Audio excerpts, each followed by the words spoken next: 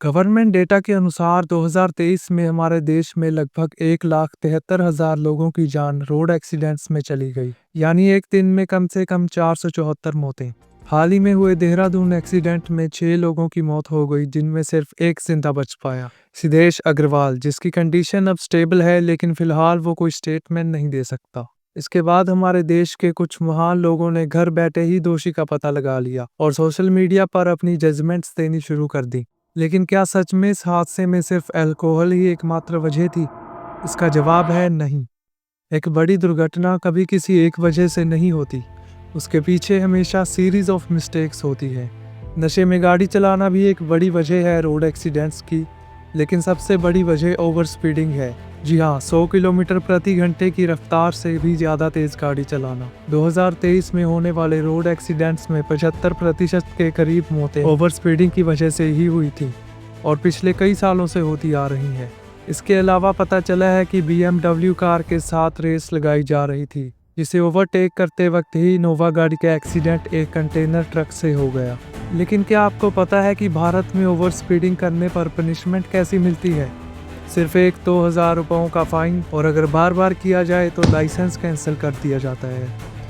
लेकिन हमारे देश में आखिर कितनी ही जगहों पर CCTV कैमरास या ओवर स्पीडिंग मेजरमेंट कैमरास होंगे? ठीक है, हमारा देश एक डेवलप्ड देश नहीं है, लेकिन आखिर हमारी सरकार क्या कर रही है इस विषय में? टैक्सेस के मामले में हर एक चीज़ पर टैक्स लगा दिया जाता है। पहले रोड टैक्स, फिर व्हीकल टैक्स, फिर रजिस्ट्रेशन टैक्स, फिर सड़क पर गाड़ी चलाने का टैक्स, गाड़ी का कोई पार्ट खरीदना पड़ जाए उस पर टैक्स, व्हीकल पुराना हो जाए उस पर अलग से टैक्स, और फिर डीजल पेट्रोल टैक्स। और रिटर्न में हमें मिलता क्या है? टूटे हुए रोड्स, जहां 4 लोग मिलकर थूक भी दें तो पानी जमा हो जाए। कोई ड्रेनेज सिस्टम नहीं, कोई सेफ्टी नहीं, कुछ नहीं। ये तो अलग बात है, लेकिन जो CCTV कैमरास लगाए हुए हैं वो भी ठीक से काम नहीं करते। देहरादून एक्सीडेंट में जिस चौक में एक्सीडेंट हुआ था, वहाँ का CCTV कैमरा काम ही नहीं कर रहा था, जो कि इस केस में बहुत ही क्रूशियल था। इतना ही नहीं, इसके बाद सामने आया कि देहरादून सिटी के 536 कैमरा में से 134 कैमरास नॉन फंक्शनल हैं। ये हालत है हमारे देश की। अब अगर ड्रंक एंड ड्राइव की बात करें तो यहाँ भी हाल कुछ ऐसा ही है। वही 10,000 तक का फाइन और ज़्यादा से ज़्यादा 6 महीने की जेल या फिर लाइसेंस कैंसलेशन। लेकिन हम सब जानते हैं कि रूल कितने ही लोग फॉलो करते हैं। इसकी भी वजह सरकार ही है, क्योंकि सरकार इन रूल्स को स्ट्रिक्टली इम्पोज करने में नाकामयाब रहती है। What about fines? Sir, fines आप चार्जेस कैसे लगाते हैं? अगर कोई बिना ड्राइविंग लाइसेंस के गाड़ी चलाता है तो 500 सर, 2-3 4 व्हीलर्स के लिए। 10,000 कर दो सर। 10,000। सिग्नल तोड़ने पर 1,000 सर। 20,000 कर दो। ड्राइविंग करते हुए मोबाइल यूज करने पर 1,000। 25,000 ठीक है? यप, 25।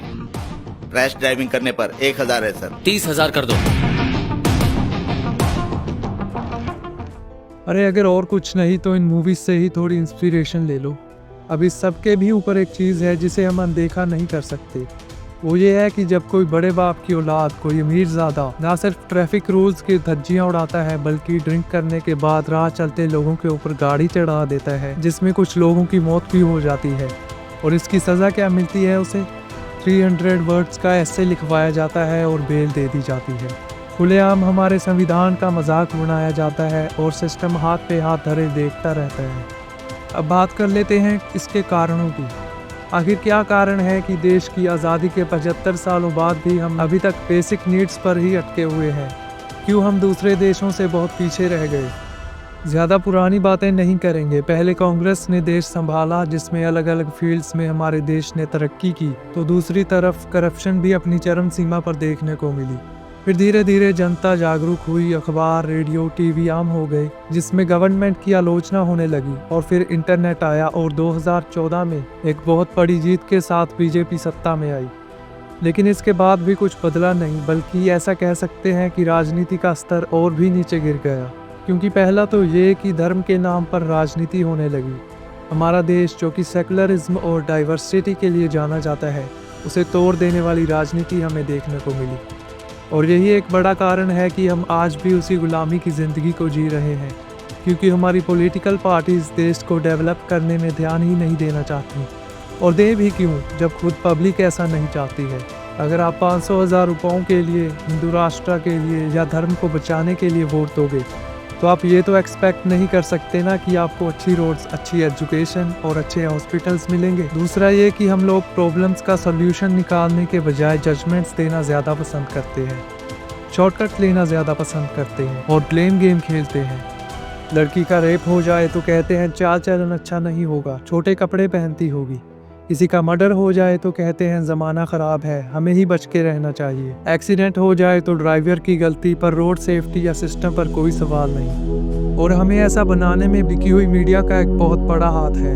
हम जो देखते हैं उसी पर यकीन कर लेते हैं, क्योंकि हमारे पास इतना टाइम ही नहीं कि हम इन सीरियस मुद्दों पर सोच विचार कर सकें। हमें देखना है क्रिकेट और बिग बॉस।